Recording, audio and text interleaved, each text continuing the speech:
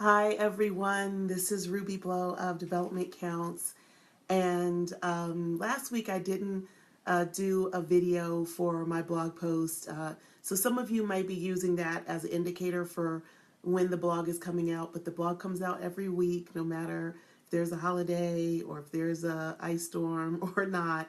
And so just know that I always do the writing, even if I don't always do the video. But today I want to talk about something related to career development, which is expanding your professional network, because this is something that I coach people on a lot. And this is, really for my counseling colleagues. But if you're in another profession, you might find some of this helpful. And I'm going to keep this short, but I want to give a few tips related to expanding your professional network. And I don't mean necessarily expanding who you connect with online, although that might be part of it. What I'm really talking about is old-fashioned like relationship development, and this has to do with you know, meeting people and getting to know them and developing a relationship over the long term. And this might look different at different stages in your career. So I know I have a lot of folks who follow me on social media who are earlier in their career development. I would say, first 5 to 8 years in your career, whether that's newly independently licensed or postgraduate school.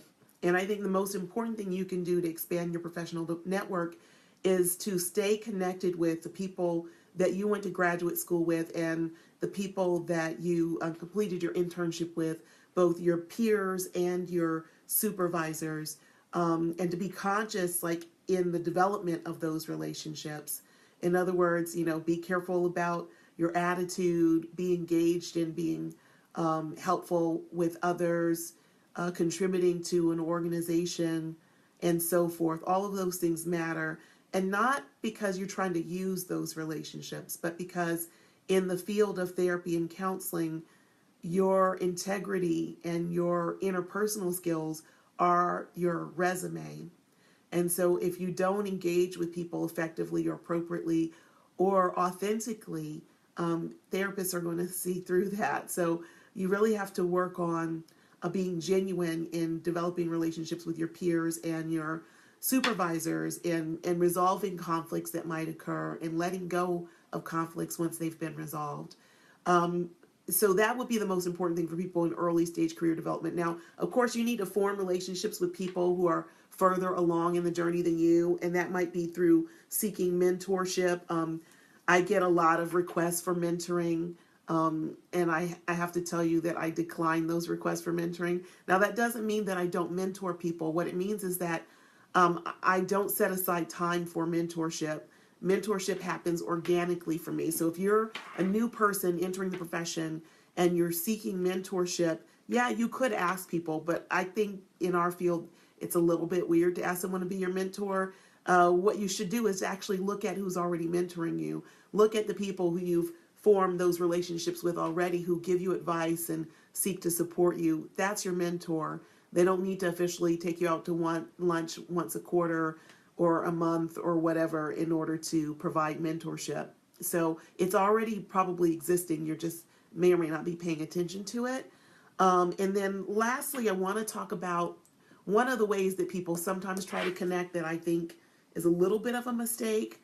Not always, but sometimes. And that is asking another professional to lunch. Okay. Now, I know this is going to sound weird and kind of counterintuitive, but in our field, which is mental health, counseling, consulting, supervision, training, in my case, time is money. I get paid for my time. I get paid for the service I provide. I get paid for my knowledge. And so when people ask me for lunch, usually they're trying to pick my brain. And typically they're picking my brain and they're doing that without paying me a fee.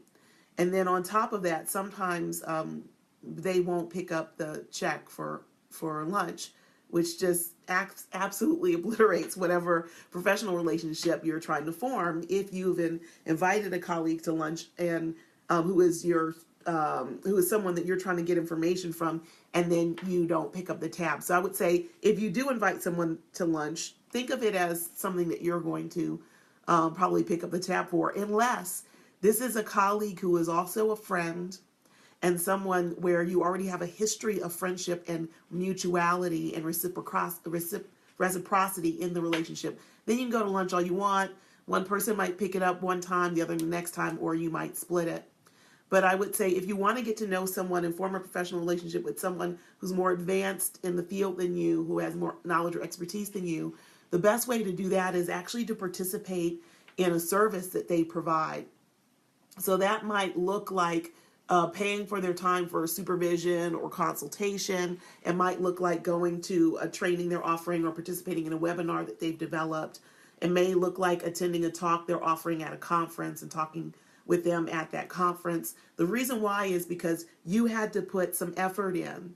And now that effort shows a respect or regard for that person's time, and you're also gaining some knowledge about them. So if you're going to cold develop a new professional relationship with someone who you want to gain knowledge from, it needs to start with you participating, I think, in an opportunity that person has. Now, I'm not saying you guys want to form a relationship with me that we don't already have, that you need to come to my workshop.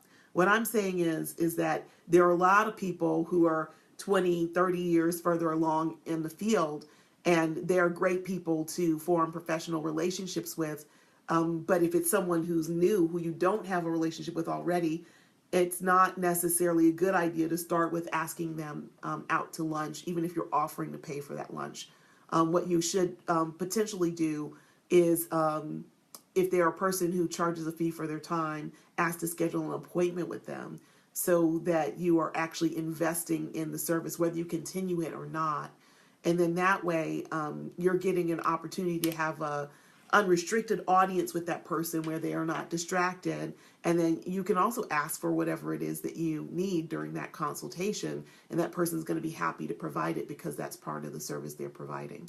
So for people early stage career, stay connected with the people that you meet along the way. You never know where they're going to be in 10 years or where you're going to be, and how those relationships can continue to build upon one another. And then second, attend events.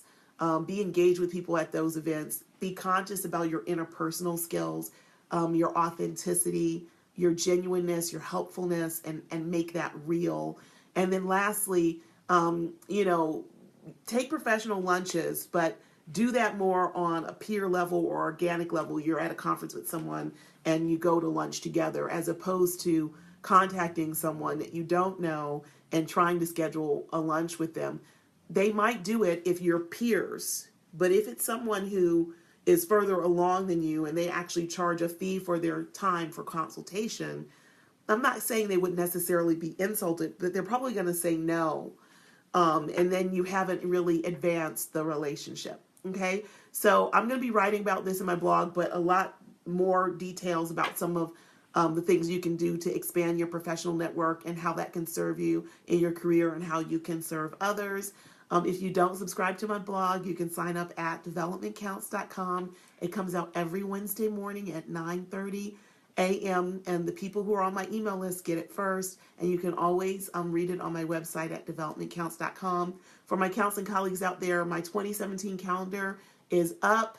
I am doing a training in June at Ridgeview on the ethical use of 1013s in the state of Georgia, so you may want to look at my community events page if you haven't looked at it in a while, or sign up for my weekly e-blast, because I do talk about those things or advertise them at the bottom of my blog. Okay, take care, everyone. Bye.